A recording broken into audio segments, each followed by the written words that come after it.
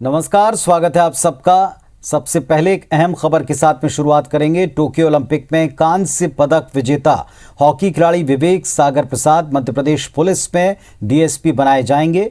इसका ऐलान पिछले दिनों हुआ था, लेकिन अब इसका फैसला हो गया। विवेक सागर को विशेष नियुक्ति देने के प्रस्ताव पर शिवराज कैबिनेट ने मोहर लगा दी। शिवराज कैबिनेट की बैठक में आज कई और अहम प्रस्ताव पास किए गए। प्रदेश में गहराते बिजली संकट पर मुख्यमंत्री ने मंत्रियों को एक एक बिंदु पर चर्चा करके बात रखने के लिए कहा। उन्होंने बिजली संकट पर प्रदेश की स्थिति के बारे में कैबिनेट के सदस्यों को विस्तार से बताया। मुख्यमंत्री ने कैबिनेट की बैठक में बिजली आपूर्ति को लेकर सख्त निर्देश दिए। बैठक में नव भारत साक्षरता कार्यक्रम को संचालित करने का प्रस्ताव भी मंजूर किया गया। 2026 तक 100% साक्षरता के लिए अभियान चलेगा, जिसमें निरक्षरों को साक्षर बनाया जाएगा। कैबिनेट की बैठक में प्रधानमंत्री आदर्श ग्राम योजना में एससी वर्ग के लोगों को 966 गांव में 166 करोड़ रुपए देने का प्रस्ताव, इसे भी मंजूरी मिली। जल निगम की सभी परियोजनाओं को हरी झंडी दे दी गई। इसके अलावा ग्रीष्मकालीन मूंग खरीदी के प्रस्ताव को कैबिनेट ने मंजूरी दी है। ओलंपिक में विवेक सागर जो हॉकी टीम के सदस्य के रूप में कांस्य जिन्हें जीता था, उसको डीएसपी बनाने का निर्णय आज मध्य प्रदेश की कैबिनेट ने लिया, जो अपने आप में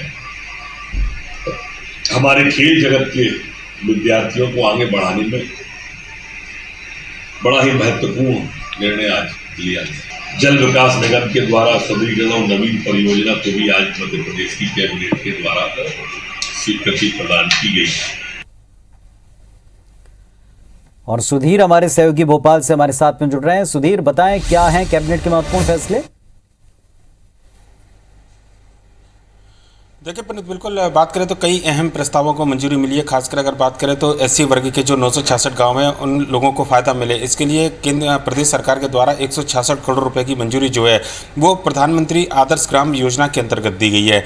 इसके अलावा अगर बात की जाए तो मध्य प्रदेश के अंदर 4 जो औद्योगिक नए केंद्र बनाने की बात प्रदेश सरकार के द्वारा की जा रही थी, कैबिनेट के अंदर आज उसको भी मंजूरी मिली है। कटनी, ब्यावरा, राजगढ़, माफ़ कीजिएगा, राजगढ़ के ब्यावरा, रतलाम और इंदौर में ये नए कॉरिडोर जो है वो स्थापित किए जाएंगे, जिससे कि प्रदेश के अंदर औद्योगिक निवेश जो है वो ज़्यादा आए और नई इकाइयां जो है स्थापित हो सके। इसके अलावा अगर बात किया तो जल निगम के जो प्रस्ताव थे उनको भी कैबिनेट की बैठक में मंजूरी दी है। पर लेकिन एक सबसे बड़ा प्रस्ताव जो युवाओं को कम से कम अपनी ओर प्रेरित करे, आकर्षित करे, प्रदेश सरकार की ओर से जो ऐलान किया गया था टोक्यो ओलंपिक में जो हॉकी टीम थी कांस्य पदक विजेता, उसमें मध्य प्रदेश के खिलाड़ी थे विवेक सागर, उनका जो प्रदर्शन था उसके बाद प्रदेश सरकार ने उनको डीएसपी बनाने का फैसला लिया था।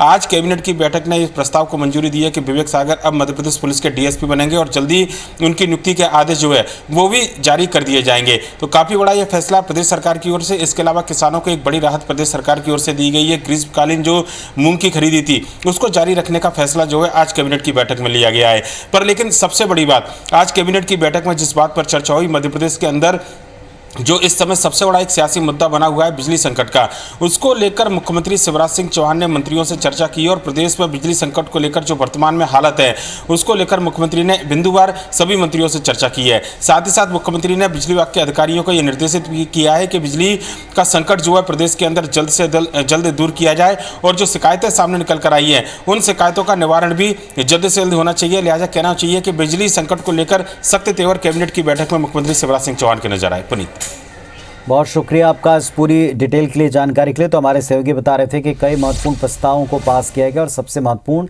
डीएसपी बनाना उस खिलाड़ी को, ताकि पूरा खेल जगत आगे आ सके और देश के लिए नाम कमा सके।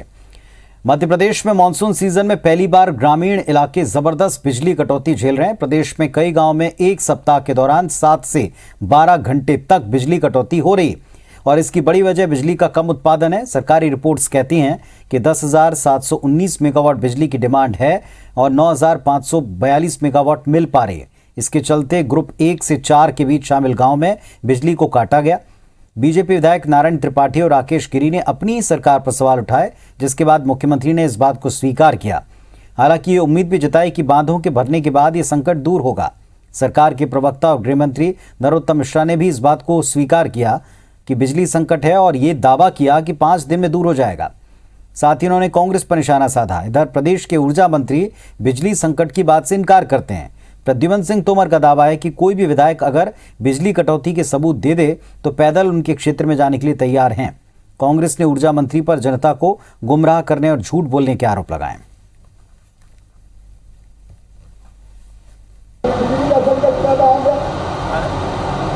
उसका बड़ा कारण यह था कि नर्मदा जी में पानी नहीं है, बांध खाली पड़े तो पानी की बिजली बननी बंद हो गई। लेकिन मुझे लग रहा है कि अब आपके चरण पड़ गए बरसों राम भरा के। जिस समय दिग्विजय सिंह की सरकार थी और उस अंधेरे में से हम निकाल के लाए, तो हम इस अंधेरे को नहीं रहने देंगे।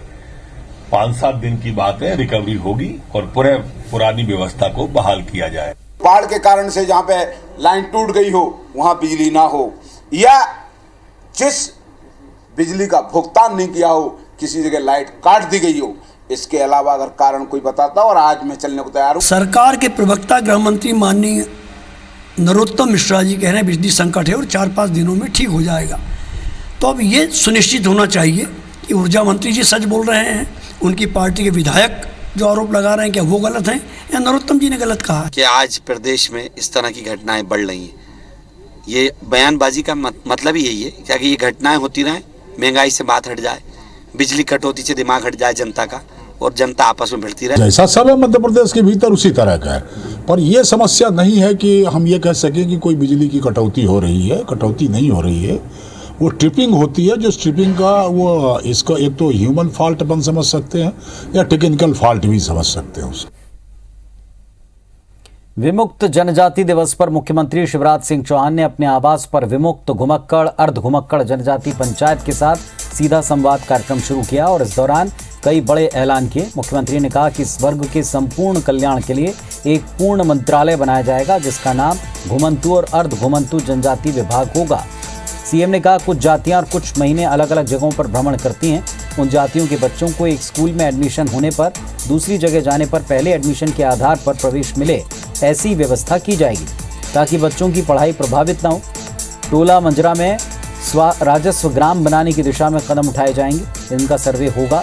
सीएम ने ऐलान किया कि अपराध करने पर अपराधी का नाम लिखा जाएगा, जाति का नाम नहीं लिखा जाएगा। मुख्यमंत्री ने कलेक्टर की अध्यक्षता में योजना के क्रियान्वयन के लिए कमेटी बनाने का ऐलान किया। ये कमेटी देखेगी कि हितग्राहियों को योजनाओं का लाभ बेहतर तरीके से मिले। घुमंतू अर्ध घुमंतू जनजाति की संस्कृति को संरक्षित करने संग्रहालय का निर्माण होगा ताकि संस्कृति संरक्षित रह सके। समाज की बहनों के लिए विशेष तौर पर स्व सहायता समूह बनाकर उन्हें लोन दिलाकर उनका काम शुरू करवाएंगे। मजदूर और फेरी वालों को भी अलग से पहचान पत्र बनाने की व्यवस्था होगी ताकि कोई दिक्कत ना आए। प्रतिभाशाली बच्चों का एडमिशन मेडिकल कॉलेज में होता तो उसकी फीस की व्यवस्था सरकार करेगी। आयुष्मान योजना के तहत कार्ड नहीं बने हैं, उन सबके कार्ड बनाए जाएंगे। मेरे मुख्यमंत्री रहते हुए सीएम हाउस आपका ये है। मध्य प्रदेश की धरती पर 31 अगस्त का दिन आपके विमुक्ति दिवस के रूप में मनाया जाएगा। इस मंत्रालय का नाम अभी घुमक्कड़ अर्ध घुमक्कड़ है, तो मांग की कि इसके बजाय घुमंतू और अर्ध घुमंतू जनजाति कर दिया जाए। मुख्यमंत्री निवास केवल मुख्यमंत्री के लिए नहीं, मेरी उस करोड़ों करोड़ जनता के लिए है। मित्रों, आज मुझे गर्व है भारतीय जनता पार्टी के नेतृत्व को, भारतीय जनता पार्टी के संगठन को, माननीय प्रधानमंत्री नरेंद्र मोदी जी को, जिन्होंने लगातार इन क्षेत्र के हमारे उन सभी बच्चों के लिए इस देश के अंदर काम करने का प्रयास किया है। तो माननीय मुख्यमंत्री शिवराज सिंह चौहान ने हमारे सभी समाज वर्गों के कल्याण के लिए आज जो काम करने का प्रयास किया है। मध्य प्रदेश के मुख्यमंत्री शिवराज सिंह चौहान ने कहा कि समाज को तोड़ने का काम चल रहा है। बीजेपी की विचारधारा के खिलाफ चल रहे अभियान को रोकना जरूरी है। समाज में ऐसे तत्व मौजूद हैं जो समाज को तोड़ना चाहते हैं। अनुसूचित जाति जनजाति की विचारधारा की लड़ाई है। शिवराज ने चेतावनी भरे लहजे में कहा कि भ्रम फैलाने वालों की साजिश को कामयाब नहीं होने देंगे। उधर कांग्रेस का आरोप है कि सरकार कानून व्यवस्था में फेल है, इसीलिए इस तरह के बयान देकर समाज को बांटने का काम कर रही है। बीजेपी विधायक रामेश्वर शर्मा ने कांग्रेस पर निशाना साधा। क्या समाज में कई ऐसे तत्व शामिल हैं जो समाज को तोड़ना चाहते हैं? अनुसूचित जनजाति में, अनुसूचित जाति में मध्य प्रदेश में हमारी विचारधारा के खिलाफ अभियान चला हुआ है। इसलिए संगठन पर्व का लाभ उठा के पूर्णकालिक निकाले हम और ऐसे क्षेत्रों में पूरी ताकत के साथ हम प्रवेश कर जाएं जहां हमारे विचार के खिलाफ भड़काने की कोशिश हो रही, गलतफहमी और भ्रम फैलाने की कोशिश हो रही है। अगर आपको लगता है कि आप कानून की बात मध्य प्रदेश में जो है माउथ पिचिंग हो रही है, तो अफगानिस्तान के बारे में आप क्यों नहीं बोल रहे? और जिस तरह का अपराध को पनाह आप दे रहे हैं उनके बारे में कभी बोलिए। मध्य प्रदेश में कानून का राज है, अपराधियों को बख्शा नहीं जाएगा। की घटना से मैं लगातार ये मांग उठाता आ रहा हूँ कि अपराधियों पर सख्त कार्रवाई हो, और ये बात कहता आ रहा हूँ कि मंत्री बयानों में बहुत ज़्यादा गंभीरता लाएं, लेकिन मंत्रियों की गंभीरता नहीं आ रही और बेलगाम भाषा का प्रयोग कर रहे हैं, जिसकी वजह से अपराधियों का हौसले बढ़ रहा है। चलिए देखते बिग न्यूज। मधुकुंज अगरबत्ती प्रेजेंट्स बिग न्यूज। अगरबत्ती हो तो मधुकुंज।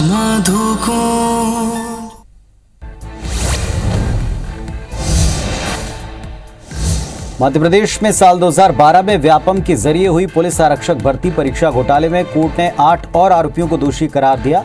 2 लोगों को कोर्ट ने बरी कर दिया। सीबीआई ने इस केस में 10 लोगों के खिलाफ जिला कोर्ट में चार्जशीट दाखिल की थी। दोषी पाए गए लोगों में 3 उम्मीदवार, 3 सॉल्वर, 2 मिडिलमैन हैं। चार्जशीट में आरोपी बनाए गए 4 मिडिलमैन में से कोर्ट ने 2 को बरी कर दिया।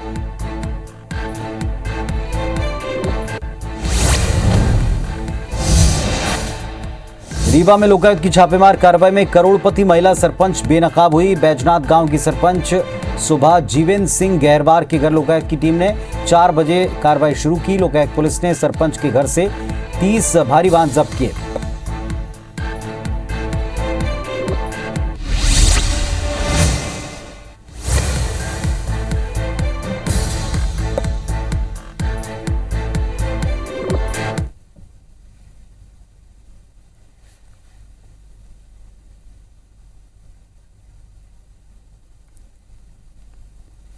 चलिए आपको बता दें, मध्य प्रदेश में साल 2012 में व्यापम के जरिए पुलिस आरक्षक भर्ती परीक्षा में घोटाला हुआ, जिसमें 8 और आरोपी जो हैं दोषी करार दिए गए।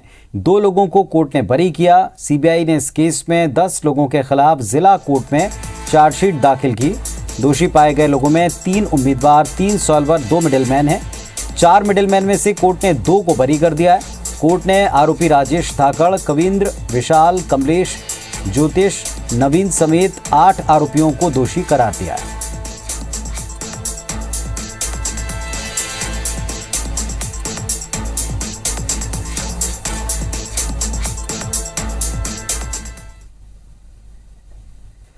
रीवा में लोकायुक्त की छापेमार कार्रवाई हुई, जिसमें करोड़पति महिला सरपंच बेनकाब हुई है। बैजनाथ गांव की सरपंच सुभा जीवेंद्र सिंह गहरबार के घर लोकायुक्त की टीम ने सुबह 4 बजे कार्रवाई शुरू की। तो इसमें आप देखें, संपत्ति का जो ब्यौरा मिला, 1-1 करोड़ कीमत के 2 मकान मिले, 20 लाख कीमत की ज्वेलरी का खुलासा हुआ। मध्य प्रदेश में करोड़पति महिला सरपंच, शिकायत के बाद कार्रवाई की। कई जमीनों की रजिस्ट्रियां भी लोकायुक्त ने बरामद की हैं। सरपंच ने अपने लिए आलीशान बंगला बनवाया है। करीब 11 करोड़ की बेनामी संपत्ति का खुलासा अब तक हुआ है।